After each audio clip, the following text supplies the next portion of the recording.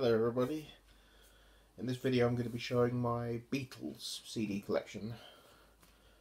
In the last video I showed all my Rolling Stones CDs, so this time I'm going to do the Beatles. Now I have all their studio albums, so let's get started, shall we? The first one of course is Please Please Me.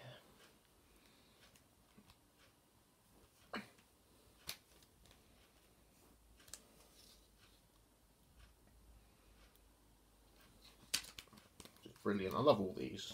You know, Beatles never had a bad album. At least I don't think so. With the Beatles, Beatles were a really important part of my childhood. You know, well, I'd say I was about 12 when I really got into them. You know, I heard them before because when I was a little kid back in the early 2000s, my grandparents had Beatles One, you know, the compilation, and they would play it whenever I went to visit them, and one song that I loved was Yellow Submarine, and I have fond memories of that song. Then later on, you know, I wanted to get into the Beatles more, you know, I wanted to like dive deeper into their catalogue, and I did, and you know, I listened to every single album. You know, I bought all the albums, listened to them, and I became a huge fan. And yeah, all of these albums are just excellent. There's not a bad one here. Rolling Stones, however, I became a Rolling Stones fan only about just well over a year ago. I'd say about 2 years ago I started to get into the Stones a lot more. I've got Hard Day's Night. You know, there's some people out there who prefer the Beatles, some people prefer the Stones, but honestly, I don't have a preference. I love both of these bands equally for different reasons. Hard Day's Night, and the movie Hard Day's Night is excellent, by the way. It's absolutely fantastic. Beatles for Sale, very underrated, this one. Love this album.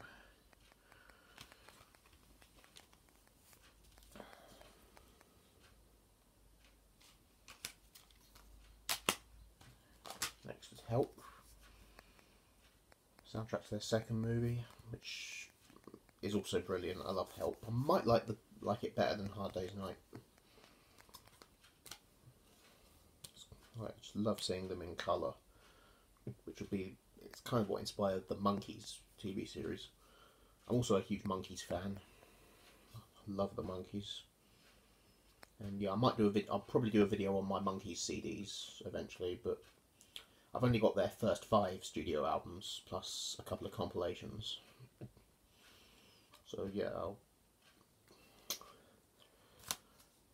I'll do a video on them eventually. Next, Rubber Soul. The UK, all the ones I have here are the UK albums. Of course, they were different in America.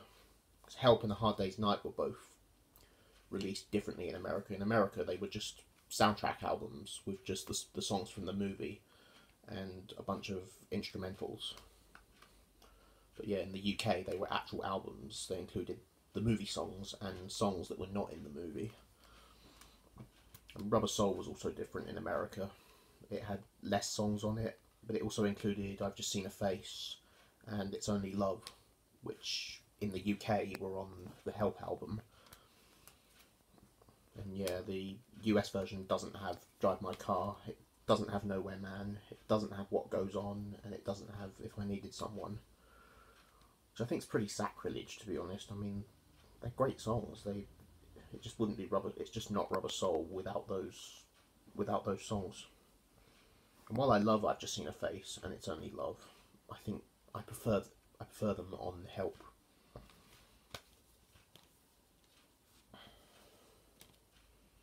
I know there's some people who prefer the American Rubber Soul, and that's okay. But you know, we'll have our personal preferences.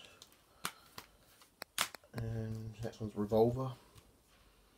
And the American version of this kind of sucked because it was basically the same album but with 3 less songs.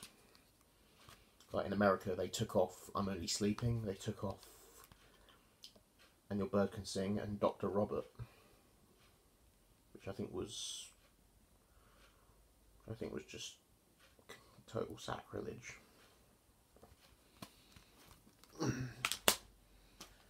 Next one, Sgt. Pepper's Lonely Hearts Club Band, one of their best. Just look at that cover, it's just, don't really need to give it any introduction. You all know this one by now. Just beautiful cover, and you can look at that. You could just look at this for hours. It's just absolutely brilliant. And this comes with a slipcase, and it's got the booklet there. And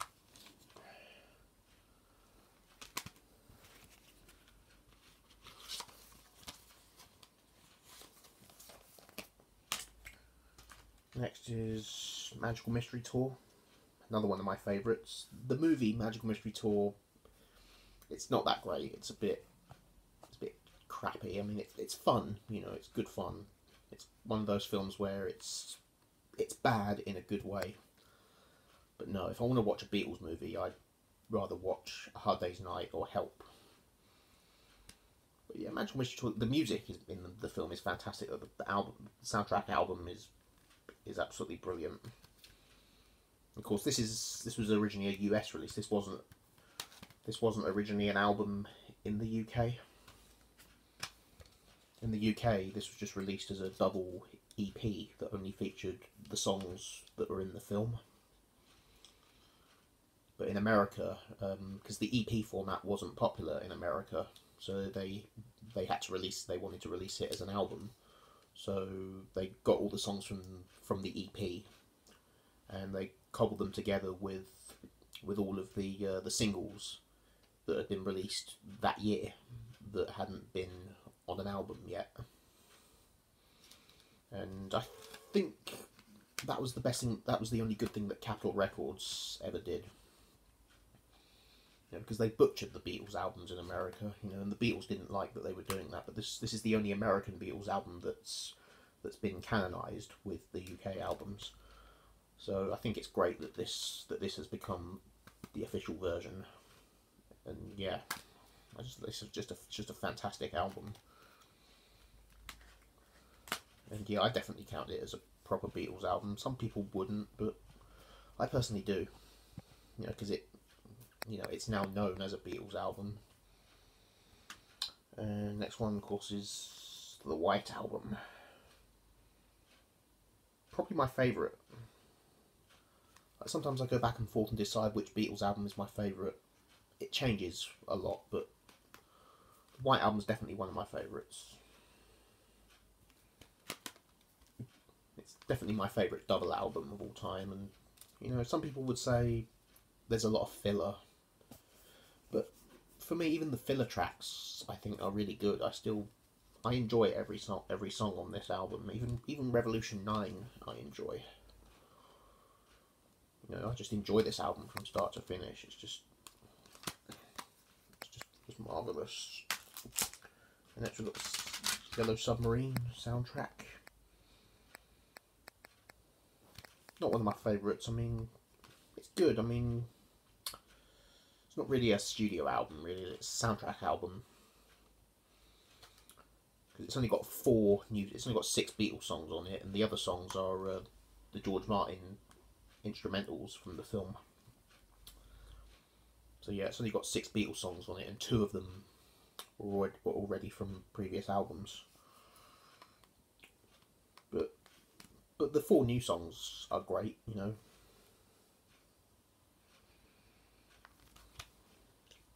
So this is probably my least favourite. But I don't dislike it. I still think it's great. You know, even the instrumentals, you know, they're very beautiful. You know, very nice. You know, because it reminds me of the film. The film, I do like the film. You know, it's very weird. It's silly, but I love it. It's a classic. Definitely one of my favourite. It's my favourite animated film, certainly.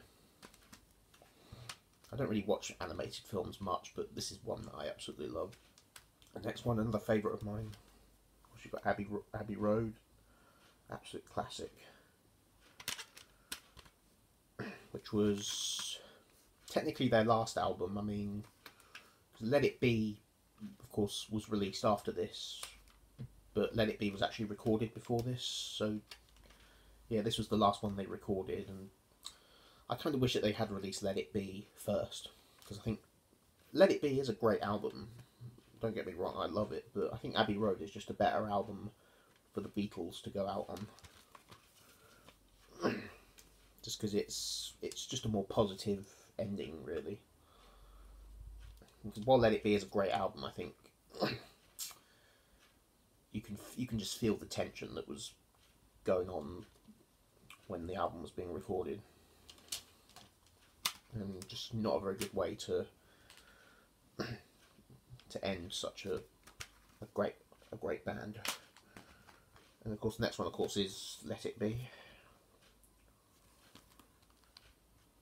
Yeah, I've listened to the Giles Martin remix of this. I'm not going to buy it because obviously I just don't need to buy the same album again. I listened to it on Spotify and it's a good mix, you know.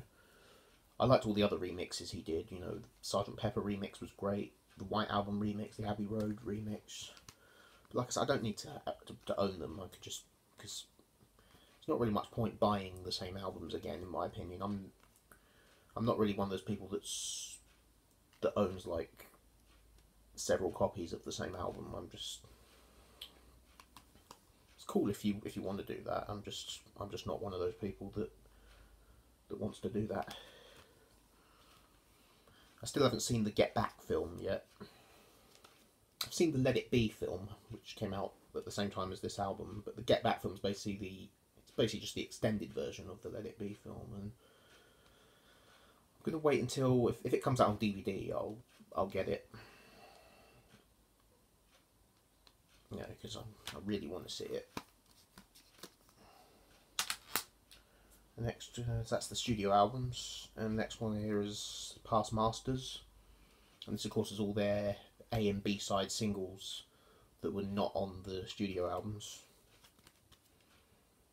So, you know, this is cool to have. If you don't have any of these songs, then this was basically released for the purpose of completing the catalogue. So yeah, it's brilliant. So if you get the 13 albums and this, you've got everything. You've got every song that they officially released.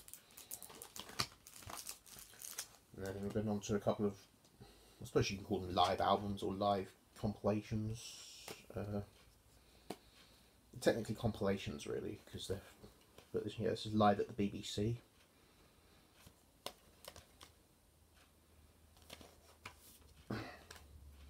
Yeah, I wouldn't say if you call this a live album or just a compilation of live radio recordings, because a lot of these recordings on here are from like different eras. Like there's stuff on here from 63, 64 and 65, so it's more a compilation.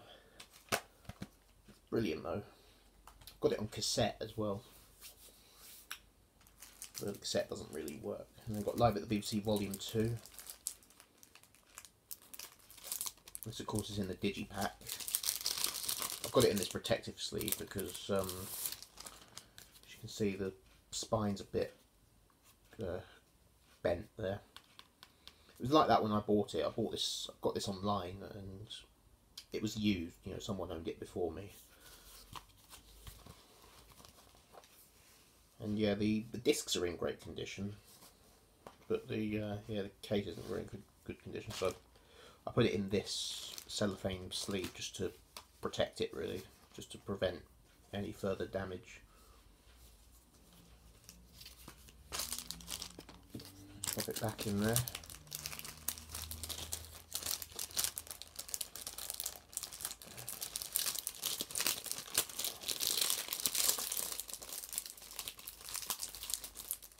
There we go. And then I do have the 3 anthology compilations. This is Anthology 1. And this of course includes Free as a Bird, which was the new single that came out at about this time. And it's brilliant. I mean, the quality of John Lennon's vocals are not that great, but because it was used from a demo tape recording that he recorded at his home. So, but great song though. Like, it's great that the three surviving Beatles came together to record two new songs. It was just like, that's kind of like the closest we ever got to having a Beatles reunion. And I wasn't born back then. I wasn't. This was from 1995. I wasn't born till '98. So we've got Anthology II, and this includes Real Love, which is the second single.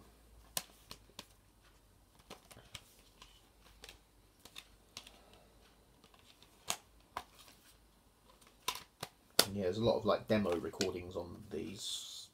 That's basically the purpose of these. It was so that the Beatles fans could hear all the stuff that they never released before. So yeah, there's like, obviously there's outtakes on these. You know, you can hear like alternate takes of some of their famous songs, songs that they'd never released before, you know, demos, live recordings.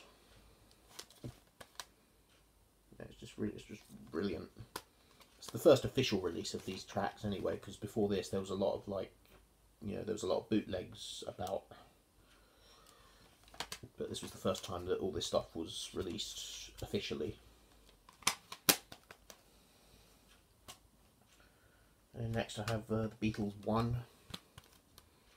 I don't play this obviously because, you know, I have all these songs on the albums already. I have everything, so I don't really need this. But this was the compilation that got me into the Beatles. You know, this is the reason I became a Beatles fan. So, you know, it's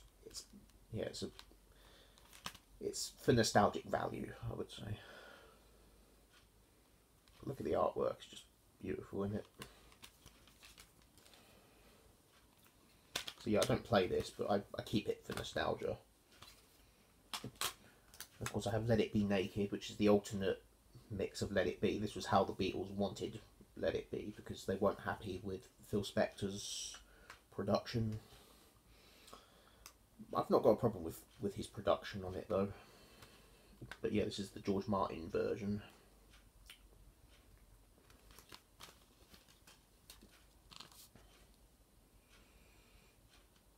And yeah, it does drop two songs, which are Maggie May and Dig It, which were on the original. Because they're not really songs, they're just like, they're only like just seconds of like jamming, but they're good. I like them on the album, but it's a shame that these are not on here. It's also missing like all the studio chatter between each songs. So this is basically the stripped version. It's had everything stripped away, and on Long and Winding Road, it's just piano. There's no like string orchestra like what Phil Spector put on the original, because Paul McCartney wasn't happy with what Phil Spector did. So this was actually how Paul McCartney wanted it to sound, even though the original one was the version that we all know, but this was how Paul wanted it to sound. And it's good. I do like the piano version where it's all stripped back. And Across the Universe, I prefer the original one because I like all the phasing effect on John's vocals, and then the effect on the guitar. It just sounds very bare on here. It includes Don't Let Me Down, which was the B-side to I think it's the B-side to Get Back, which wasn't on the original Let It Be. I think it probably they should have included it, to be honest. That's the album there, and then it's got the Fly on the Wall bonus disc, which is basically just them messing about in the studio. And I have Love, which is the soundtrack to their to the Vegas show. So it's all just like mashups and remixes. It's very cool.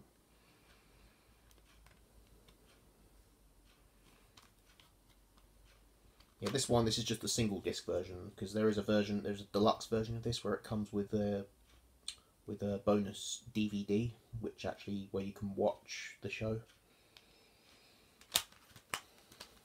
But yeah, but this is just the single disc version. This is just the CD.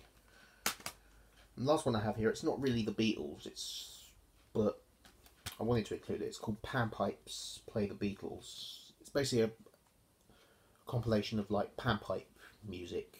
It's all instrumental. There's no vocals on it or anything. It's just panpipe music, and they're basically just playing Beatles songs. You know, it's pretty interesting. You know, I hope I don't play it often, but it sounds pretty nice.